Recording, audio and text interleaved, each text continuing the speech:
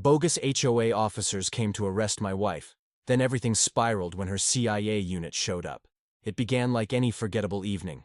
Quiet streets, dim porch light, a knock at the door. That's how it started. Subtle, unremarkable. We never saw the storm coming.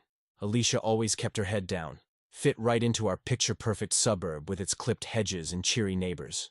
Nobody suspected a thing. But on that one afternoon, two strangers showed up in matching uniforms, flashing fake IDs and fake authority. They said she broke some neighborhood rule, that she needed to come with them. But beneath her steady smile lived a history they couldn't imagine. One that could pull apart every lie they came with. By the time her team arrived, their plan had already collapsed. Before we go further, if you're new here, be sure to subscribe and turn on notifications so you never miss what's next. If this story grabs you, press 1 in the comments. If not, press 0. Your feedback helps bring more powerful stories to life. This all took place in a quiet cul-de-sac called Maple Hills, just outside Denver. It was the kind of place that didn't invite trouble. People held barbecues, wrapped mailboxes in Christmas ribbon, and argued about lawn height. Nothing serious. Nothing scary. I used to feel lucky living here. My wife, Alicia Grant, or just A to me, sometimes joked that if people here knew her actual job, they'd think we were making it up. She worked with the CIA, data infiltration, special ops, secure intel, deep, high-stakes stuff. Publicly, she was a tech consultant in Aurora. Sounded boring. Felt believable. A perfect excuse for her occasional last-minute travel. Everything felt normal. Until I opened the front door and saw them. Two men in pressed Navy uniforms. Badges that said, HOA enforcement. But I'd lived here too long. I knew something was off. We had a neighborhood board, sure. Volunteers. Paperwork types. But nothing like this. No real enforcement.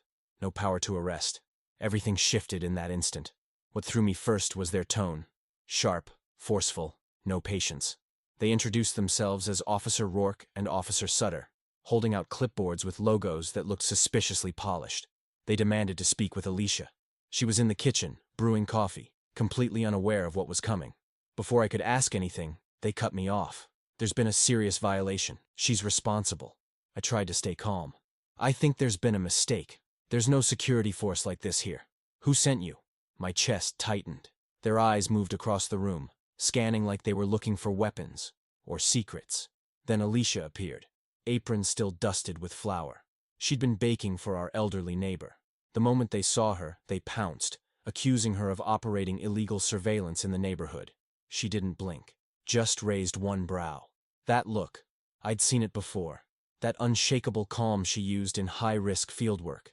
Her voice was soft. "Gentlemen, I think you're confused. Let's step outside and talk." They sneered. "Number, you're coming with us. Now." I tried to stop them. I told them they had no right.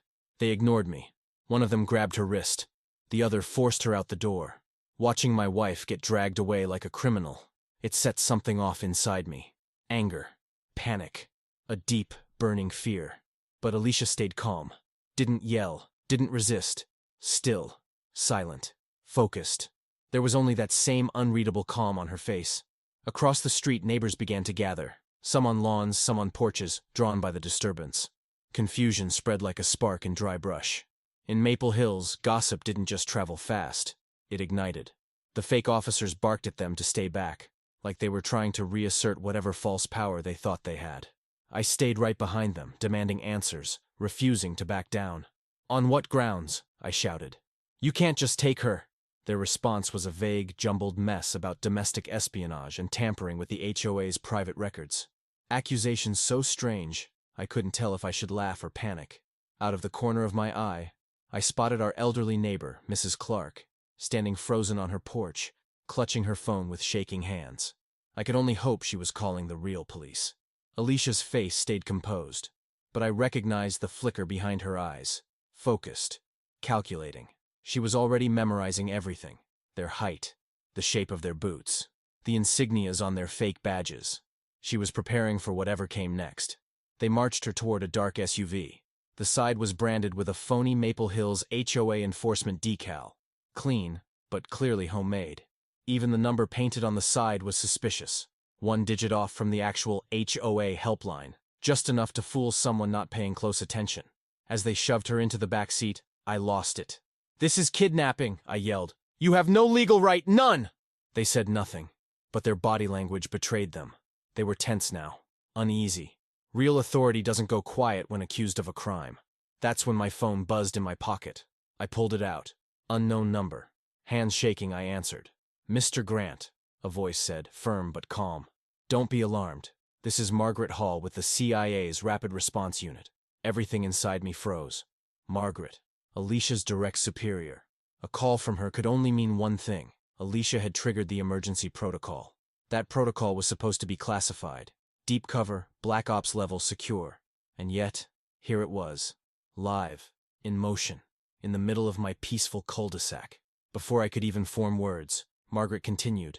We're tracking your location now. Keep them in sight. Stall. Agents are inbound. My heart thundered in my chest. I scrambled for anything that could buy us time. The SUV's engine revved to life.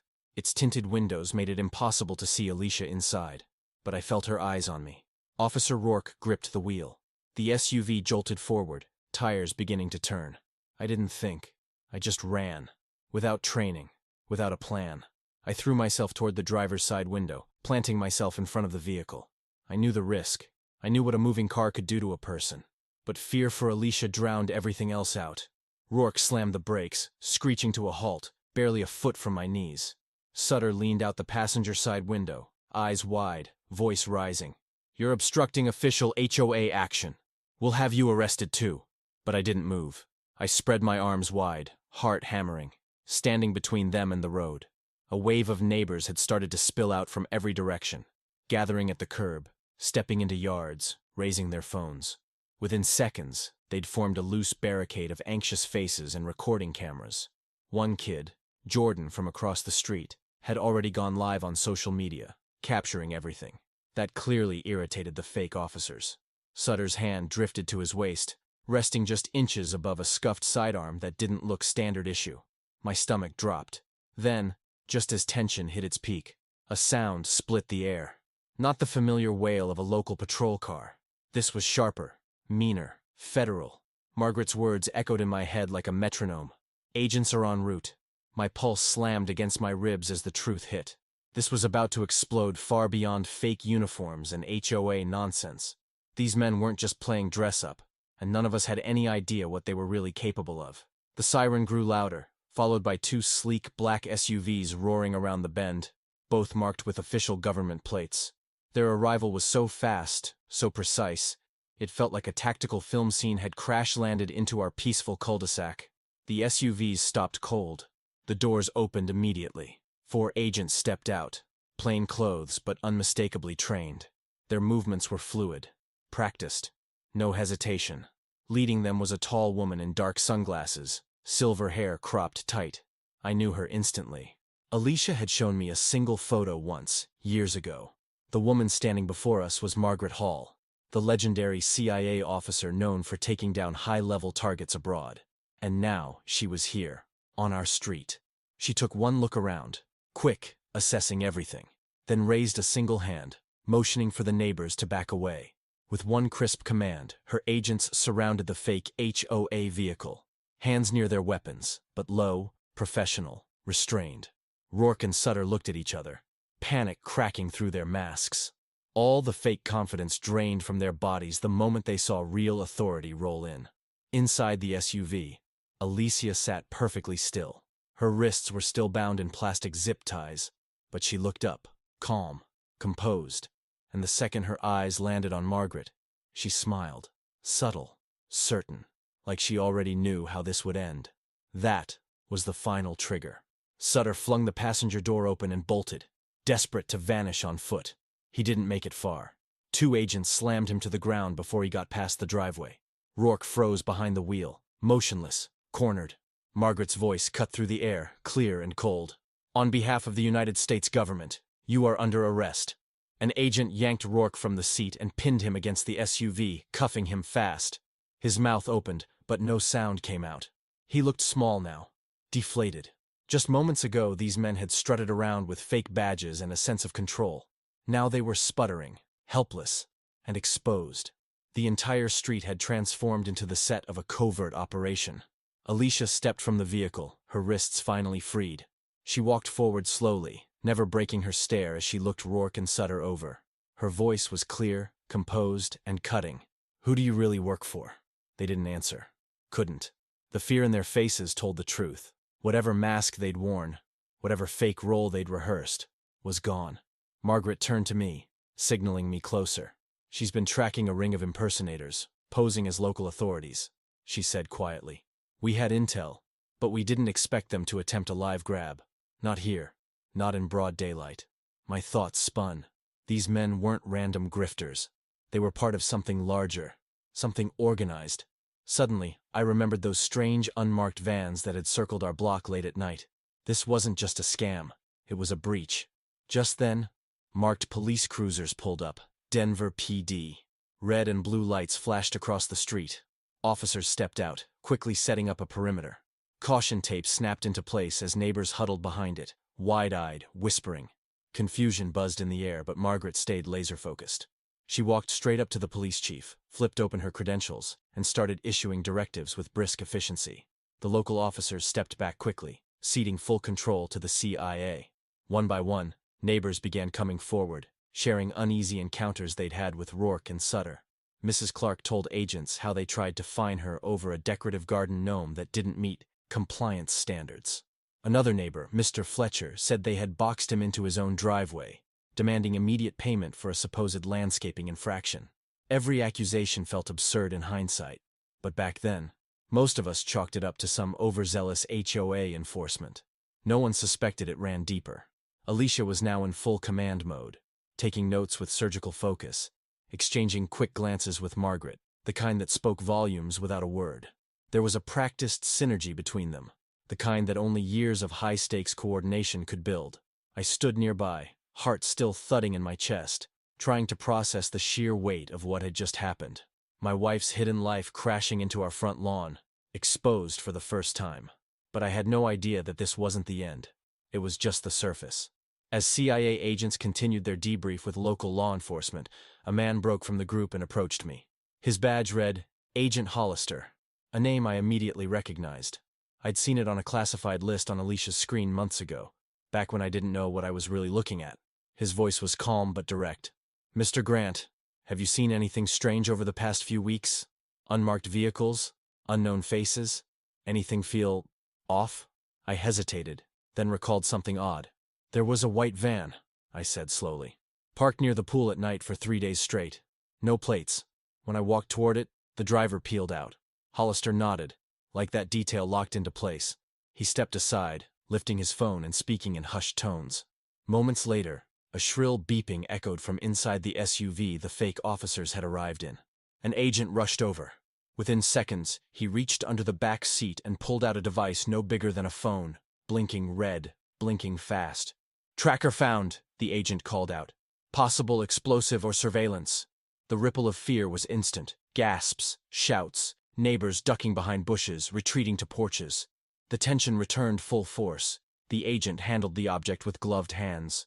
On closer inspection, it was a GPS tracker, wired into a jerry-rigged circuit board. Not amateur, but definitely not standard issue either. Rourke and Sutter's eyes widened. Their silence broke. They began shouting over each other. "We didn't plant that! We didn't know!" But panic on their faces said otherwise. Margaret acted fast. She ordered a bomb unit to sweep the entire area. Agents moved with urgency, checking the SUV, nearby vehicles, even the storm drains. And while the scene buzzed around us, Alicia stood calm, back in interrogation mode. With her arms folded, she leaned against a cruiser and stared Rourke and Sutter down. "Why this neighborhood?" she asked. "Who's pulling your strings?" Rourke stayed quiet. Sutter cracked. "We were hired, that's all. It's just a job." That only made it worse. The implications hit hard. This wasn't some solo scam. Someone had planned this, someone powerful, someone organized. Just half an hour ago, I was sipping iced tea on our patio. Now our block looked like a war zone. Federal agents everywhere, lights flashing, yellow tape stretched end to end. Hollister returned, face tense. He leaned close to Alicia and whispered something that drained the color from her face. She turned to me, softly taking my hand. "I have to leave," she said. Her voice was strong, but I could hear the weight beneath it. "Margaret needs me at a secure facility. Full debrief. We underestimated what this is." She paused. They're not just fakes, D. They're part of a larger ring. One that's been targeting government personnel. My stomach flipped. I'd seen Alicia face pressure before, but never like this. This wasn't the analyst I knew over dinner. This was the field agent they'd trained for high-stakes operations. I gripped her hand tighter, not ready to let go. But the next moment, a second wave of black government vehicles rolled in. And just like that, they took her. Margaret stayed behind, overseeing the site, but she promised she'd follow Alicia shortly. There was more work to do here first. Our neighborhood stood still, reeling from what had unfolded. Whispers turned into theories.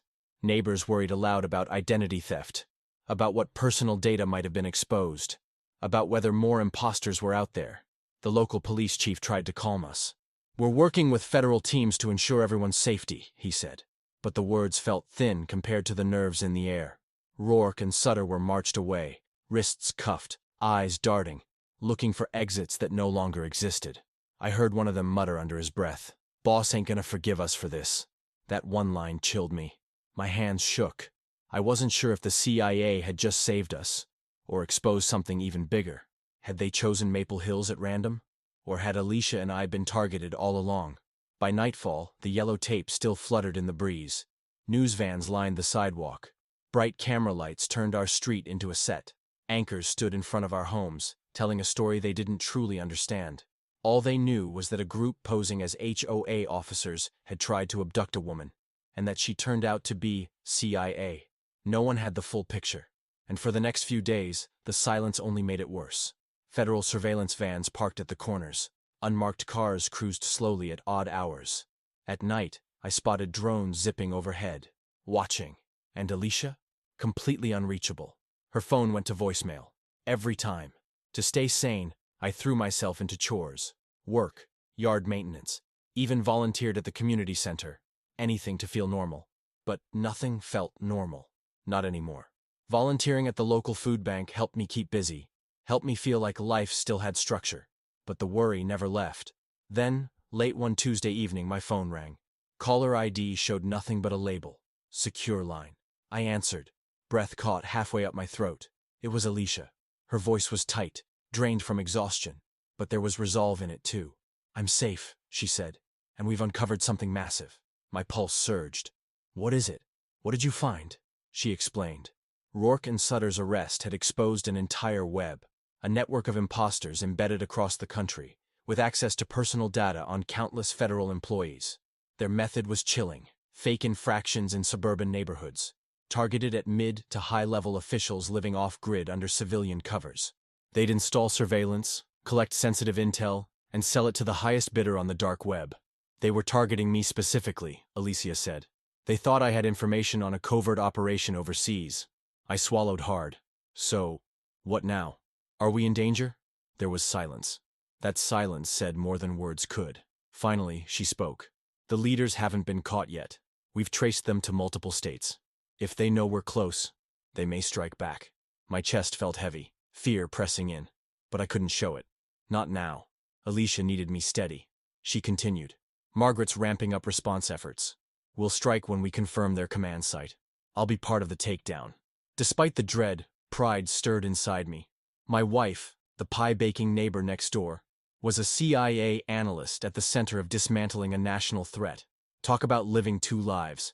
In the days after that call, I did my best to stay composed. I gave the neighbors vague updates, never revealing Alicia's real role. But tension in Maple Hills clung to everything. Every unfamiliar car, every unexpected knock, every package left on a porch made people jump. The actual HOA scrambled to reassure everyone. No such enforcement officers had ever existed. But instead of calming the neighborhood, it only fed rumors that the whole street was under government surveillance. Honestly, that wasn't far from the truth anymore. Roughly a week later, a black government sedan pulled into my driveway just after sunset. My stomach dropped. These visits were never casual. Margaret stepped out, her expression weary but focused. She motioned for me to get in. Inside the vehicle, she opened a secure laptop and placed it on my lap. One tap, and a live audio feed crackled through the speakers. "Entry teams in position. Coordinates confirmed. Go for infiltration in T-6 seconds." I turned to Margaret, wide-eyed. "Is this it?" She nodded. "Listen." My mouth dried instantly. The feed pulsed with tension. muffled commands, heavy breathing, boots shifting into place. Then I heard her. Alicia. Calm. Precise. She was leading the team. They were breaching a storage compound near Omaha, Nebraska, a place the ringleaders had chosen for its privacy, its obscurity. I listened, holding my breath. Locked gates. Armed guards. Tactical drones overhead. Then it all happened fast. Shouts. Footsteps. A few distant gunshots. The kind that land deep in your gut. Margaret gripped my shoulder, eyes on me. "She's okay," she mouthed. Then, silence. I froze. Seconds ticked. And then her voice came back, sharp and steady. "Target secure. Stolen hardware recovered. Multiple suspects detained. No casualties." A collective sigh rippled through the command team. Margaret exhaled and closed the laptop. "It's over," she said softly. "They got them." I leaned back into the seat, a wave of relief crashing over me.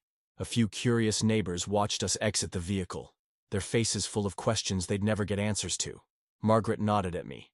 "She'll be debriefed and home soon. You both did well." Before I could speak, she was gone, her silhouette fading into the night with the sedan's red taillights.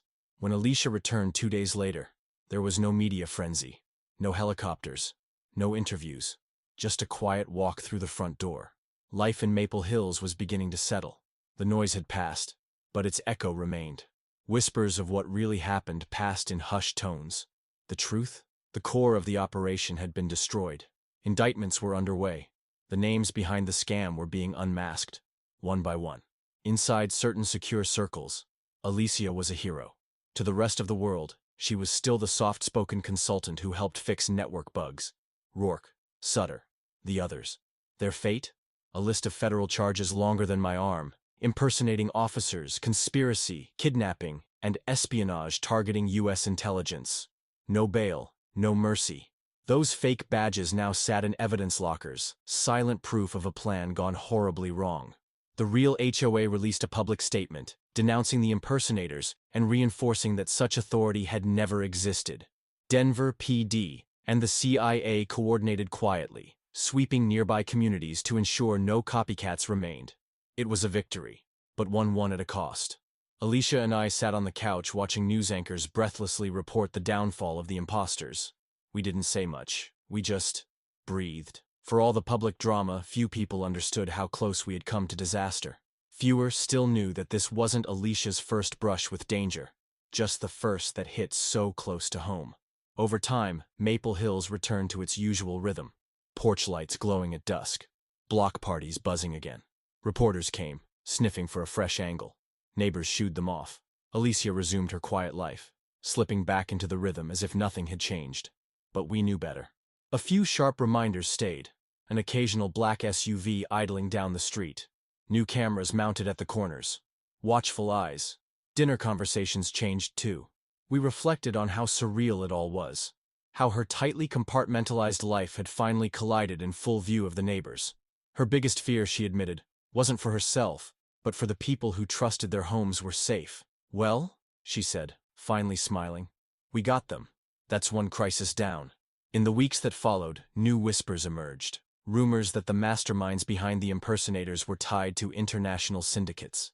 The FBI expanded the investigation, connecting dots in cities like Chicago, Seattle, and beyond. I expected Alicia might get pulled back in, but she reassured me gently. "That part's not mine to handle anymore," she said. "I did what I was meant to do." Still, her eyes held that quiet fire, that readiness. Meanwhile, Maple Hills came together.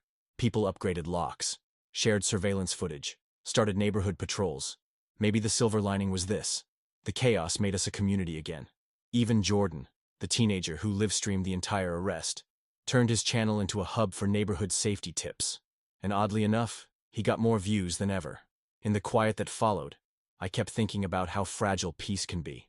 2 fake officers with forged IDs had nearly torn our world apart. But in standing up to that threat, we uncovered something deeper: resilience, unity, and the true strength behind Alicia's calm exterior.